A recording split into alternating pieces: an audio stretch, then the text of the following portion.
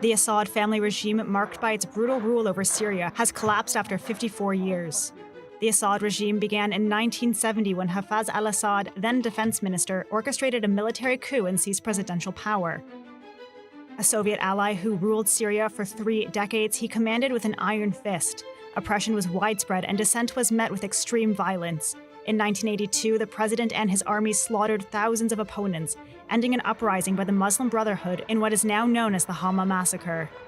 Lasting for weeks, the siege is one of the bloodiest chapters in Syria's modern history, where between 10 to 40,000 people were killed. After a long illness, Hafez al-Assad died in 2000, paving the way for his son, Bashar al-Assad, to take over. In just a few hours, the Syrian parliament changed the constitution to lower the presidential age of eligibility from 40 to Assad's age at the time of 34. As a Western-educated doctor, he was seen as a youthful leader who might bring in a more progressive, moderate regime from that of his fathers. But this was far from the case.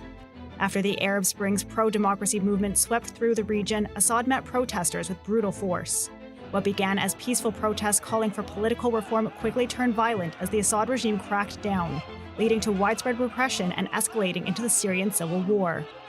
Syria became a battleground for regional and international powers. Assad's government garnered support from Russia, Iran, and Hezbollah, while the opposition received varying support from Western countries, Turkey, and Gulf states.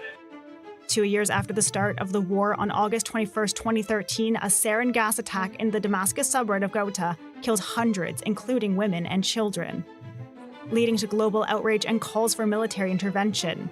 While Russia brokered an agreement to dismantle Syria's chemical weapons stockpile, Syria has been accused of chemical attacks up until 2018. In 2015, Russia launched airstrikes in Syria, turning the tide of the war in Assad's favor. This marked a pivotal turn in helping the regime regain control of key areas, including Aleppo.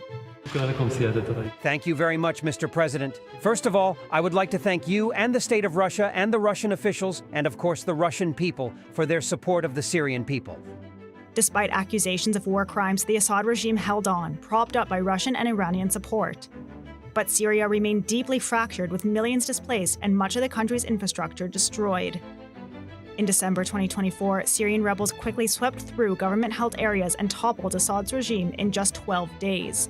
Russia and Iran offered little support to Assad. Russia occupied with the Ukraine war, and Iran with Hezbollah and Lebanon. The rebel factions met little resistance in their offensive. Now, Syria is emerging from under 2 generations of the Assad family rule, ending one of the most repressive and longest-running regimes in modern Middle Eastern history.